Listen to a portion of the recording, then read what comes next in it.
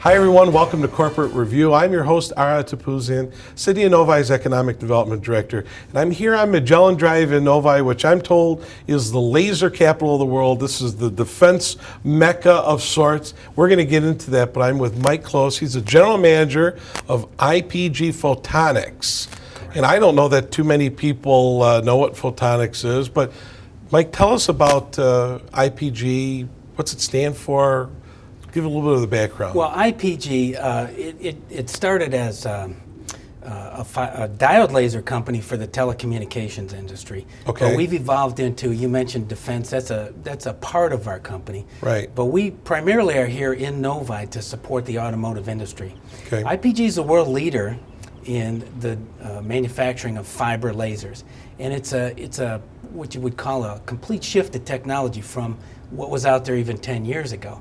So we have the most efficient laser out there, and it actually is based on a fiber optic. So we make a high-powered laser that can cut, weld, braze, heat-treat steel out of a fiber optic that's no bigger than a human hair. Wow. Yeah, it's really interesting technology. Okay. And we're here to support primarily the automotive industry. So the headquarters is located? Oxford, Massachusetts. That's our global headquarters. So we're a U.S. Corporation. Most of the high-power stuff historically has come out of Europe, but we are a U.S. manufacturer. How long have you been doing this? In 1991, we were incorporated. Yeah. We've been at this location in Novi for about 5 years, and prior to that, we started a small office just west of here. Okay, and you've got, and we're going to get into a lot of the good fun stuff in the back, and but you've partnered quite a bit. Not only in Michigan, but certainly just in the Novi area. I mean, we knew of you through our mutual friends at Laser Mechanisms, but you told me something that was kind of interesting off camera of really Magellan Drive. There's a lot of folks in this area that you're partnering with. Can you give me a little bit more of an example of that? Yeah, people, when they think of the Detroit metropolitan area, everybody's heard the term Automation Alley, and that's more on the east side of the whole region. Yeah. You get the OEMs, GM, Ford, Chrysler, and you get the big automation houses, KUKA, Kamau. You get the big tier ones like Lear Corporation, and you get the big robot companies, ABB, KUKA, stuff like that. This is kind of like the laser alley. Yeah. And people don't even realize it here, but on this side of the metropolitan region, particularly Novi, there's a huge amount of high-powered laser activity to support manufacturing throughout the United States. We're here because obviously automotive is a big user of high-powered lasers. And the industry itself is booming. We're going nuts right now. It's primarily because a lot of the mandates that are coming down from the federal government. So the automotive engineers need to support like the new CAFE standards, which are going up. I mean, 20 years ago, people would have said that's crazy the way they're going up. So they have to make cars lighter, stronger, safer, and they have to get this huge mileage. So a lot of the processes are really dictated by the progress that's mandated. Excellent. Yeah. So we're going to go take a look and see where all the fun stuff begins. You want to go back? Yeah, let's go back there. Let's go take a look. All right, good deal.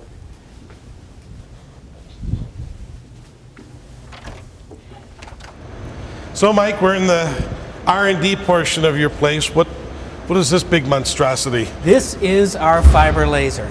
Okay. And the nice thing about this, if anybody has had experience with lasers, is this is an 8,000 watt laser. And the neat part about it is it's so compact. It's completely solid state. Let me show you the inside here real quick. Yep. It's like your laptop computer.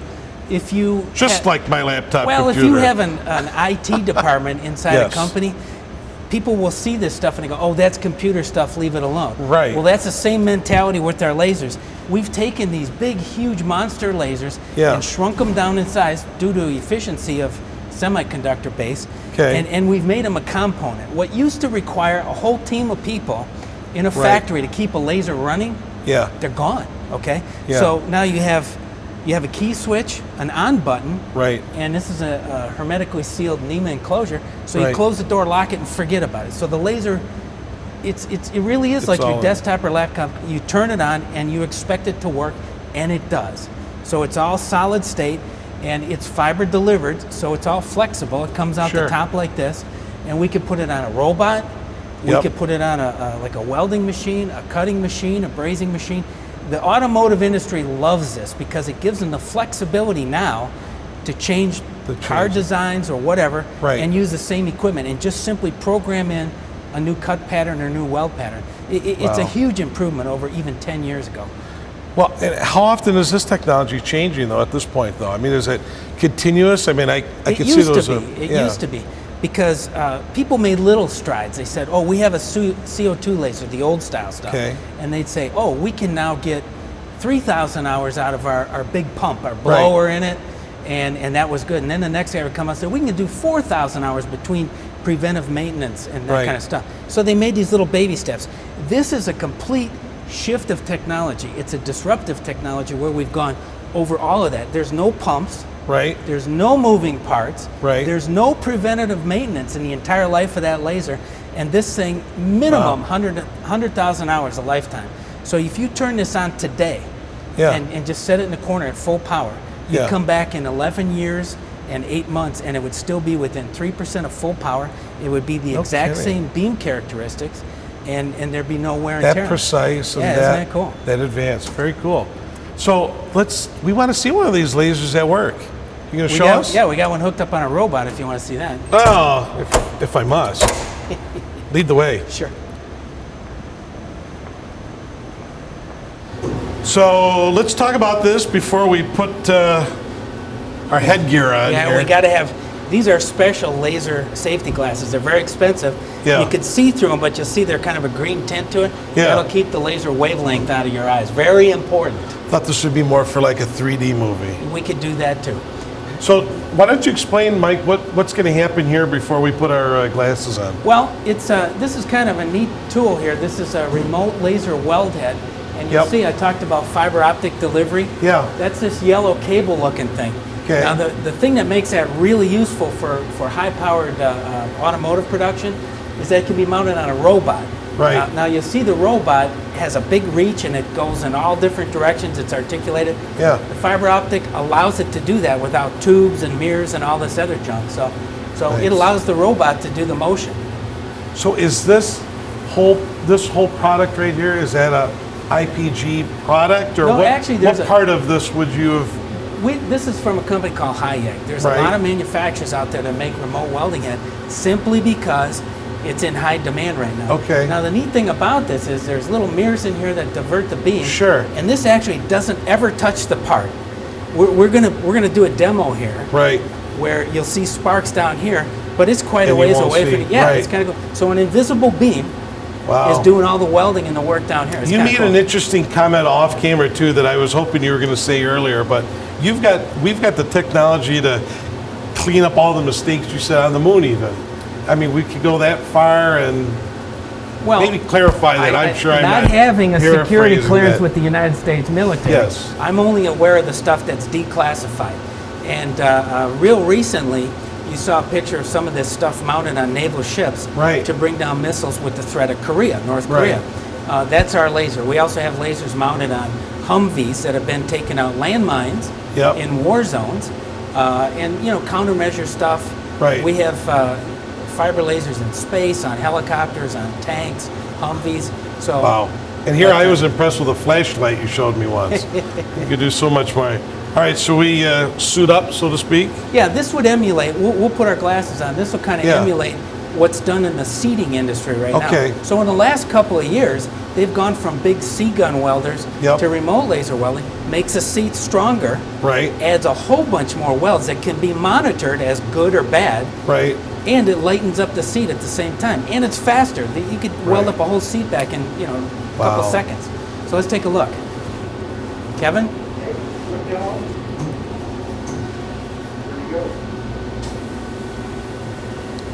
Now, what should we be looking at? Well, you're going to look at the material. Down here? Okay.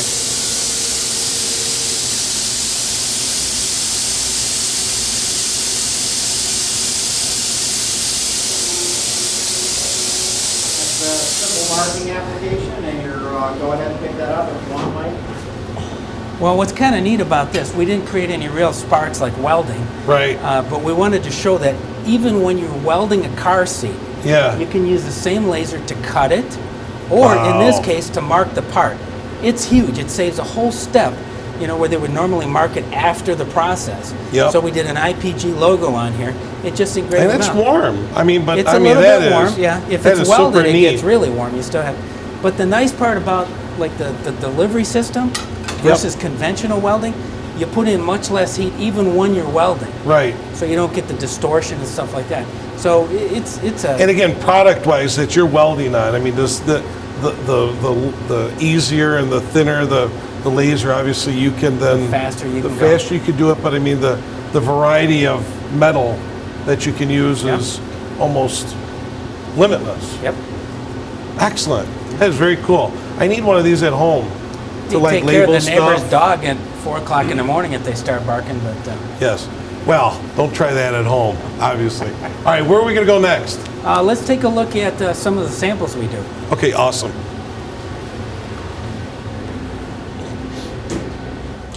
Perfect segue, Mike. So we saw the capability of these lasers. Yep. So this would be a seat back kind of a framework. So they would put a whole bunch of different pieces into a fixture. Wow. And then you see all these little marks? Yep. These little burnt, those are laser welds. Okay. So now you look at the old fashioned would have these C guns that would come in and weld maybe 8 times per side and get a couple in here. Right. You know, not so great. No. There's like 100 welds in here. Now we can go through 1 thickness, 2 thicknesses, 3 thicknesses of metal. Yep. The neat part about this is we have laser weld monitors that hook up right to the fiber optic on the laser. So you can tell if every single one of these is good or no good. You could set it up. Now if they say we have 1 bad weld here, that might meet spec. They say, well, we don't care. If there's 2 or 3, they may say, let's check the process. Okay. But more importantly, they know exactly this one, and this one, not so good. They can touch them up if they want to. They don't lose the part. Oh, Okay? excellent. That's kind of neat. Oh, that's good. They don't have to scrap it and start all over. If you can take clean it up. let's say That's a 20-year-old car and rip the seat apart, you got tubular steel with like mattress wire frame in it and foam. This is your car seat now. This is a car. Feel this. Yeah. And the neat thing about that is we also weld like some of the side members. Yep. There's now a mandate that if you get hit from behind, this whole thing won't collapse and you go flying through the back of your car. Sure. So we do this laser welding, some of the cross members, you know, the whole thing is lighter and it's 5, 6, 7 times stronger. So who are some of your customers? Well, I mean, who would you be dealing certainly with? all of the automotive OEMs, like you know, obviously Ford, GM, Chrysler here in town. Yeah. But globally, we do them all. We just landed a huge contract with the premier German luxury car manufacturer. We don't list the name per their request. Got it. You know who they are. But my car is parked out back for me to take. Yeah. Just kidding. So talk about some of these other things. We do all things kinds here. of, you know, transmission parts. That's a big thing for laser welding, and that's been done for years.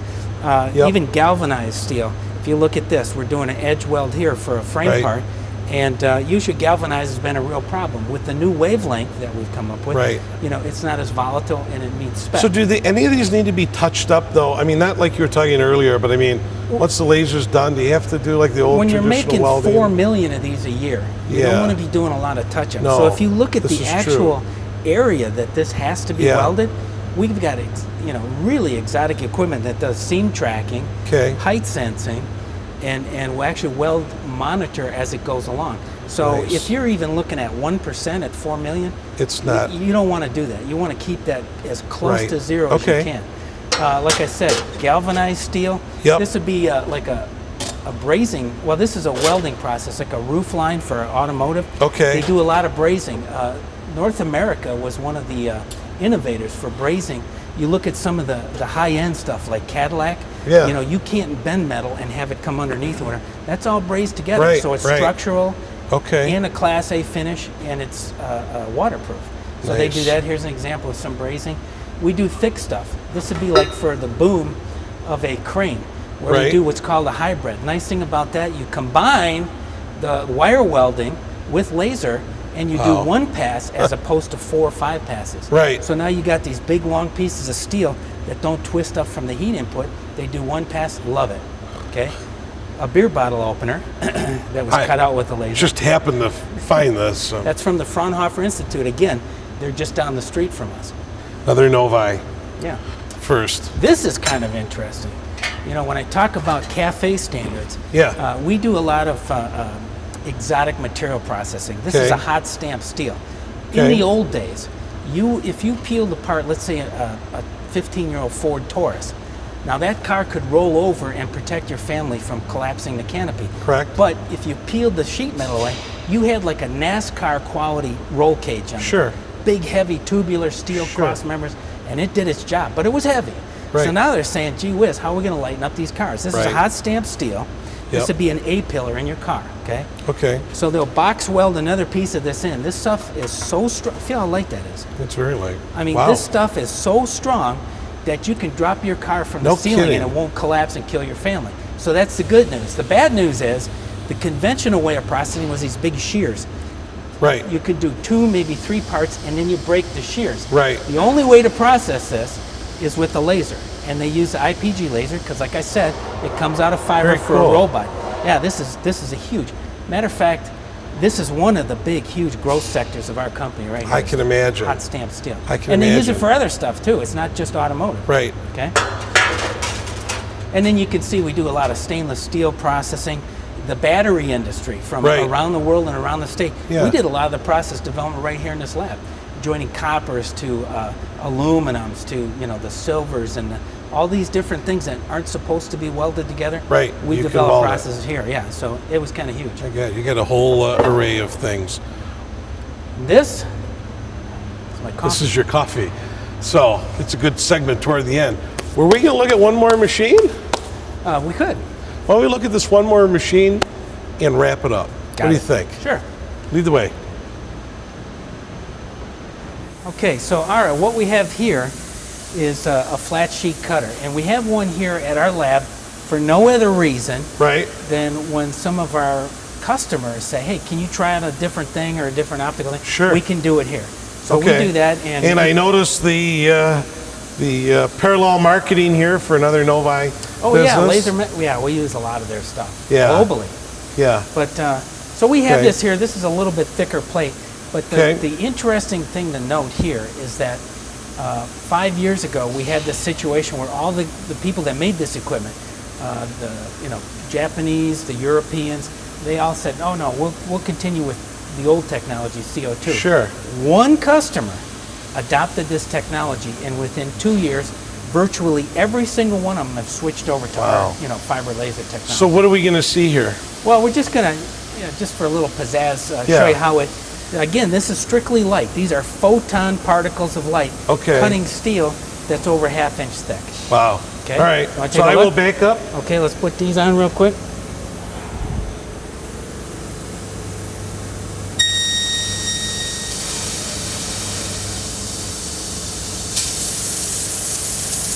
Now note, this isn't contacting the part. No, not at all. Wow, fantastic.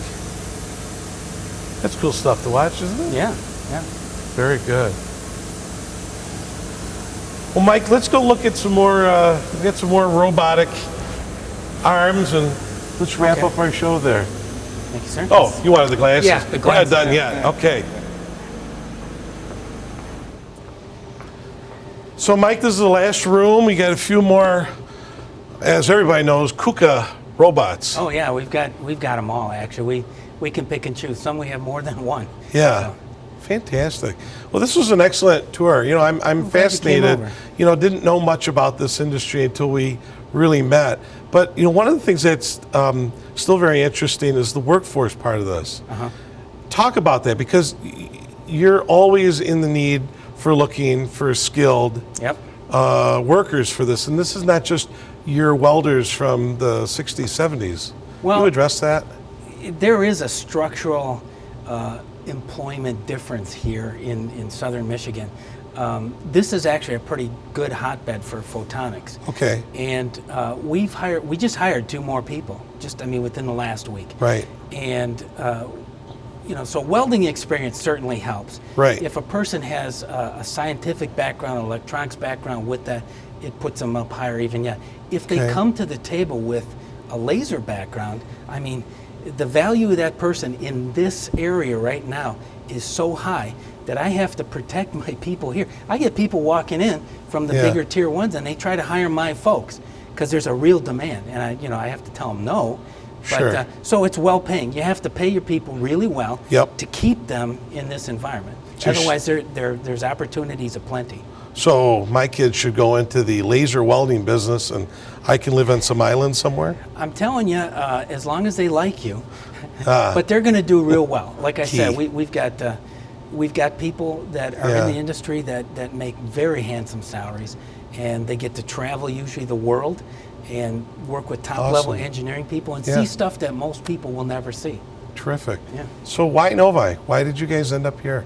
I'm glad you asked that, because Novi is known for not only financial stability and really working with businesses, but again, this is the laser corridor.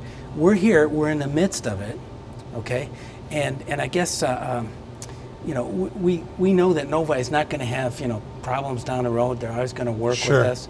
And the one thing that really surprised me, I've been in Russia, and people say, "Where are you from?" I used to kind of say, when we were farther west, say the Detroit area, and they go, "Yeah, okay." But you'd be amazed how many people in manufacturing know where Novi is. Really? People in Russia say, "Yeah, I know where Novi is, by Detroit." Yeah, you bet.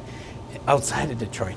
And then I've been in Japan. People say, "Oh yes, Novi," because we have a big Japanese automotive industry here too. Right. I've been in Germany. Yep. I've been in great people all over the world. They know Novi, and I'm like, "How do you know where Novi is?" And it's because we really are the North American Center for High-Powered Lasers. Wow, terrific. And manufacturing. I have not heard that before. Oh yeah, no question. Fantastic. Mike, thank you very much. You're welcome. For taking the time. Thanks for coming over. Hey, it's our pleasure. That's about all the time we've got today. If you'd like some more information about what we're doing for economic development here in the city, we ask you to go to investnovi.org. Again, I'm Ara Tapuzian, Director of Economic Development. Take care.